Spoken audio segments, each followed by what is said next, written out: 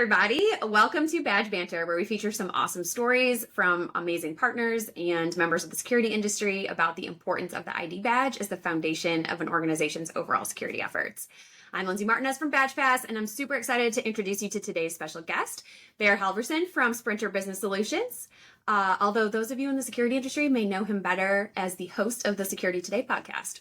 I had the opportunity to meet him in person at ISC West in April, and then I also was a guest on his podcast earlier this year. And let me tell you, he is just as fun and genuine in person as he sounds on his podcast. So, Baer, thank you so much for being here with me today. Yeah, thank you, Lindsay. I really appreciate the opportunity. I've been watching these with some of the, star-studded security stars out there, and I was like, oh, maybe my time will come around. So, well, here you are. You could have reached out and asked to be on it too, but I'm glad I shot you a note. We've had some really fun guests lately, and I'm excited to chat with you today for sure. But before we kind of dive into what we're going to talk about, can you tell us a little bit about Sprinter Business Solutions and also, of course, your awesome podcast? Yeah, definitely. So I work for Sprinter Business Solutions that is based out of Wausau, Wisconsin, and we're a datacom and security integrator. So we travel nationally. We have national clients and local clients to Wisconsin, kind of the tri-state area up there. But we also travel nationally with all W-2 employees. So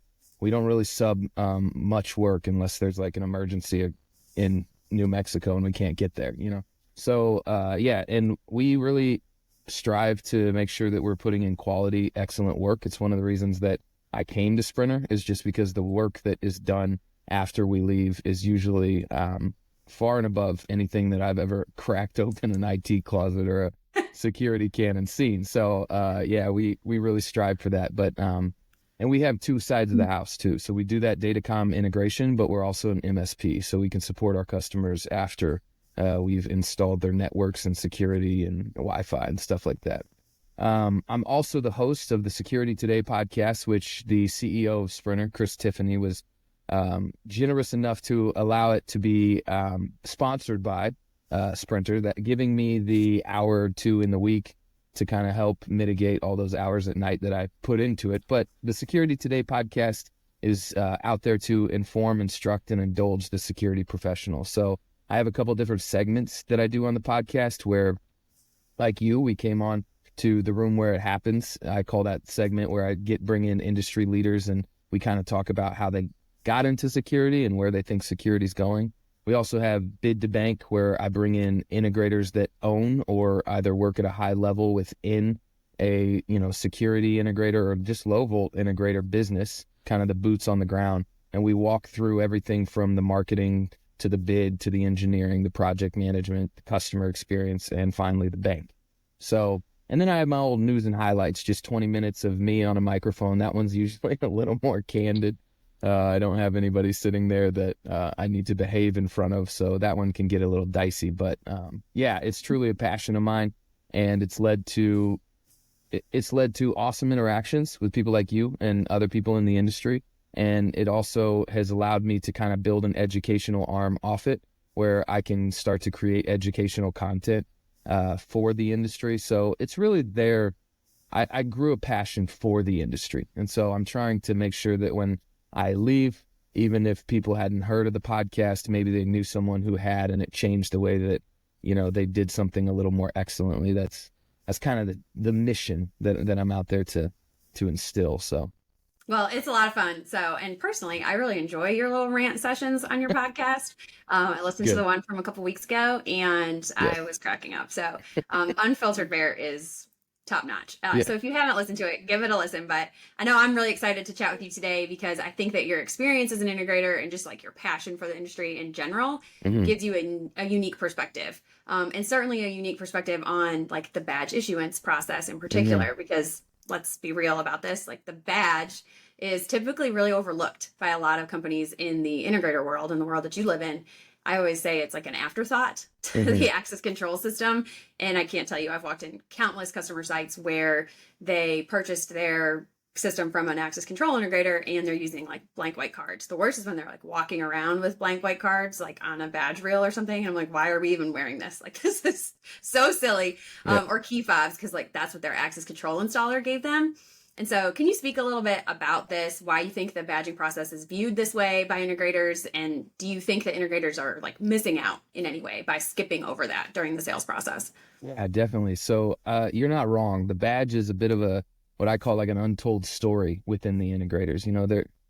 They're out there and they're usually stressed and overwhelmed about 100 different things that are going on, either on site or in the company. And so they tend to just be like, well, I bought the access control, and access control manufacturers and providers oftentimes are like, yeah, here's a pack of 100, 125 kilohertz piss poor cards. So they're like, yeah, here, you can just buy that. And they're like, fine, just buy it. But I think that you bring up a good point. I think that the education is probably the missing link in that. So coming from the integrator world, I understood when I was on maybe like there were some federal sites that I was on, or financial sites, where you would see people with badges over credentials. And so it just kind of came into my head as something that is maybe more, I don't know, high security or a larger organization would need. And as an integrator, you're moving from very small one-door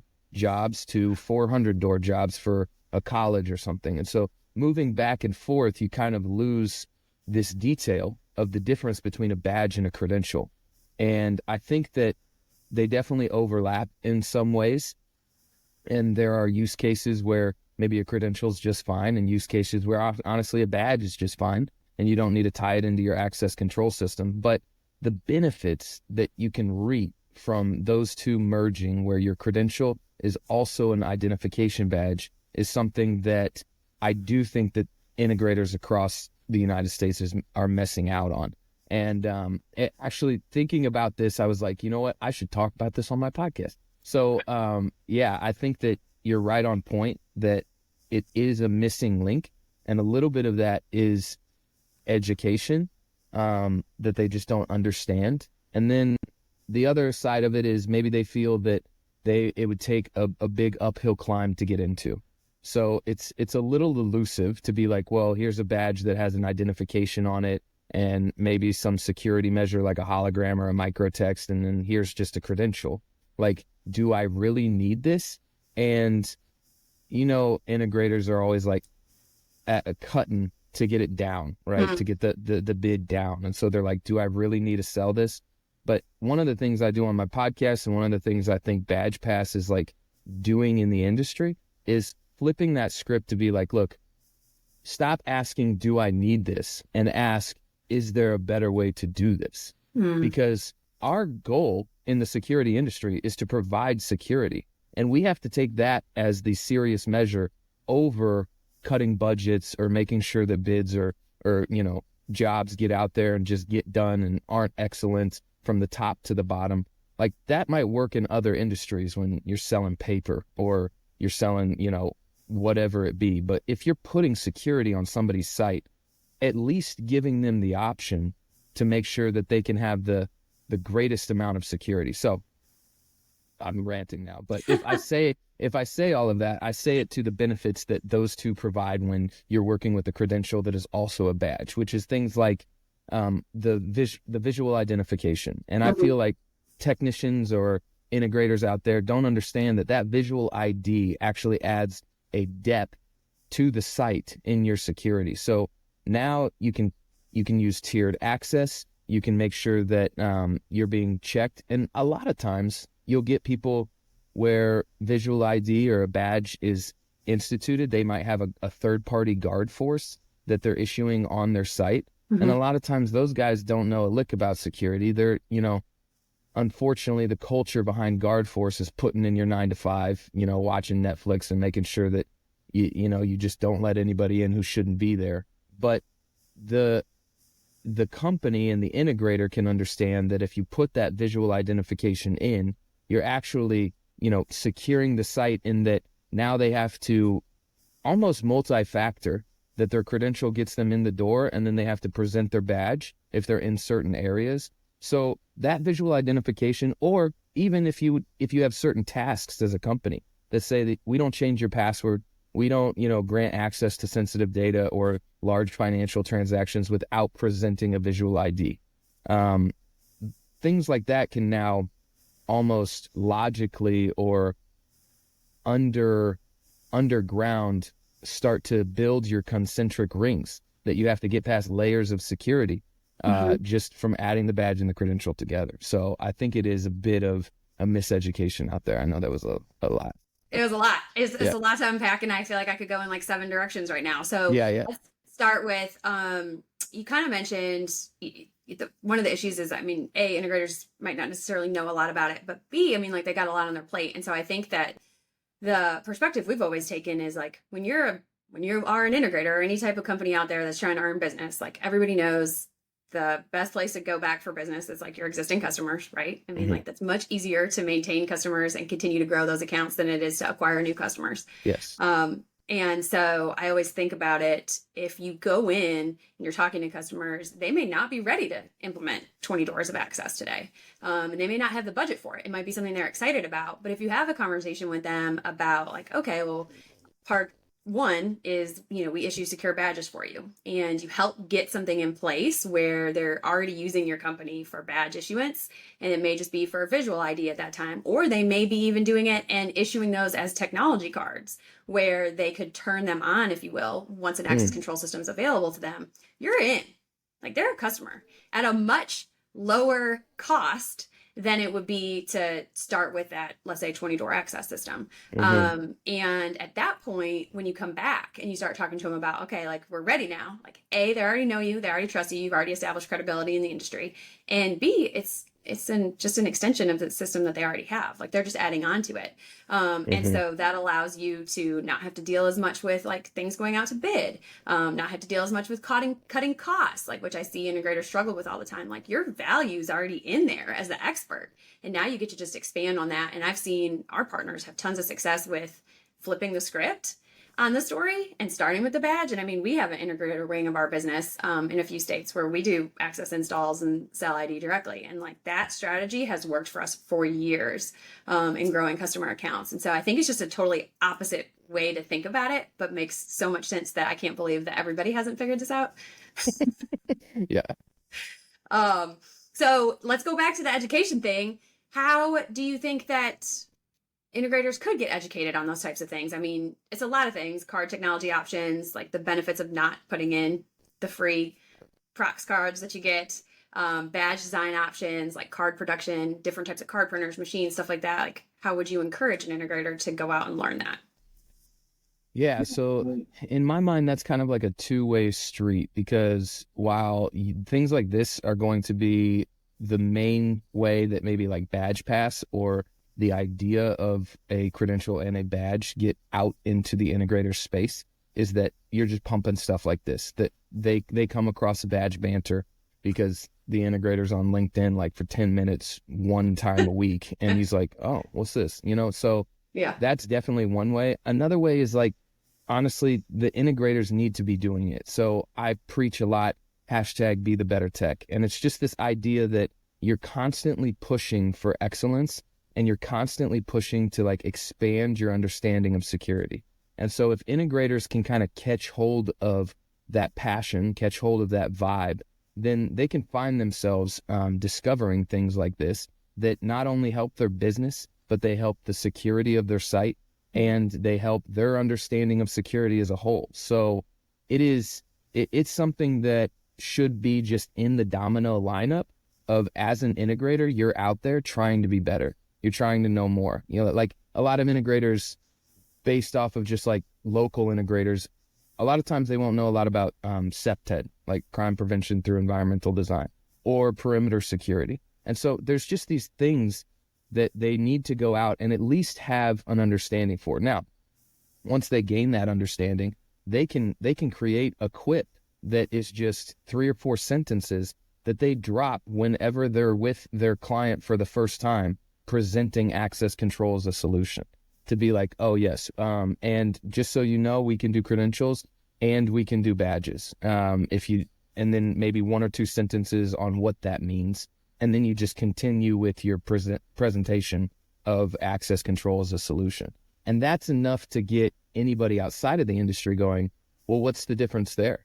Like pulling that question out of them.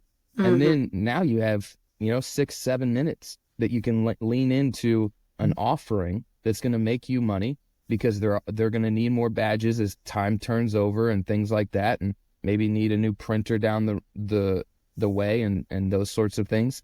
And in that 7 minutes, you're going to be able to, explain to them how it secures their site more, and then they get trust in you, which is like a huge thing. That not the badge is almost like multi-layered. Like, you get trust by, oh, about badges versus credentials. This guy like really knows his stuff.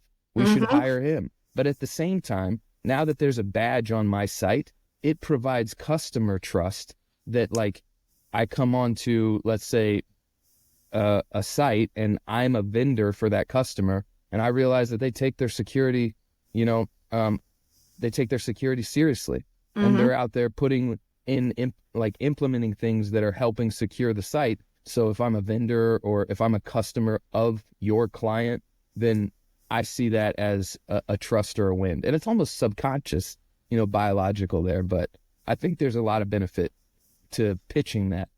So much. And you are hit the nail on the head. I mean, like, there's so much stuff that an integrator can talk to a customer about. And the reality is, like, if you've already learned access control, I'm gonna be very clear, that's way harder.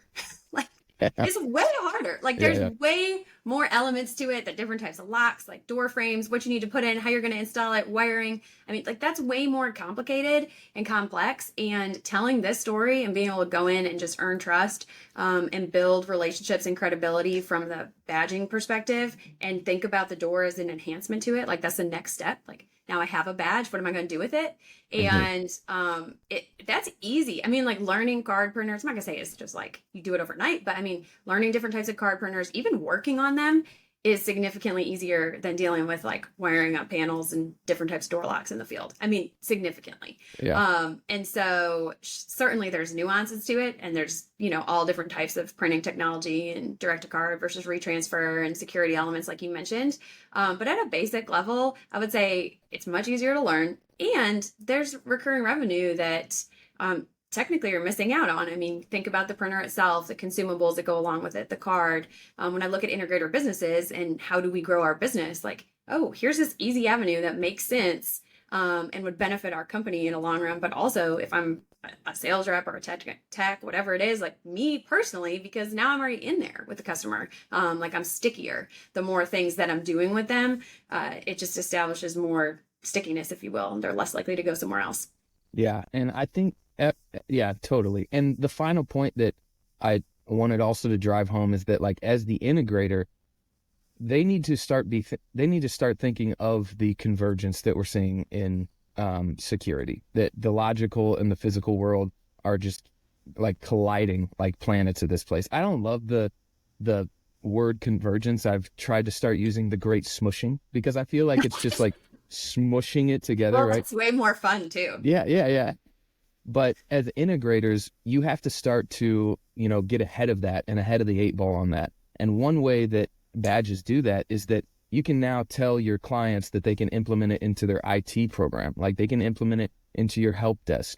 Or if it's a big enough company that they have like an IT department, that people who come to the IT department for IT related things have to start presenting badges or presenting credentials. And so that is also something that the integrator should be thinking about as they're going forward, is how everything's colliding. I need to get ahead of things. Like, I don't need to just know how to ping an IP address or IP a camera. I also need to know how to serve my clients when they start feeling the effects of physical and logical security just, smushing together. Yeah.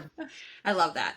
Well, that's my favorite takeaway from today. I will be calling it smushing. The great smushing, as opposed to convergence. But I love chatting with you, mainly because I just love interacting with people who are passionate about, being the best, and constantly learning and being a part of, like, change in the industry and everything like that. So we could probably talk forever, but we shouldn't. Yes. But I think that I would say I always encourage people, whether they're integrators or someone from the ID space who wants to get more into understanding security, to reach out to someone like Baer, or reach out to us and me. And I'm happy to, help have conversations with people like this, because I think it's important to the future of the industry. So thank you for sharing your thoughts with us today. 100%. Thank you for having me on. I'm glad to be here. It was fun for sure. So we hope you'll join us next time as we take you beyond the badge.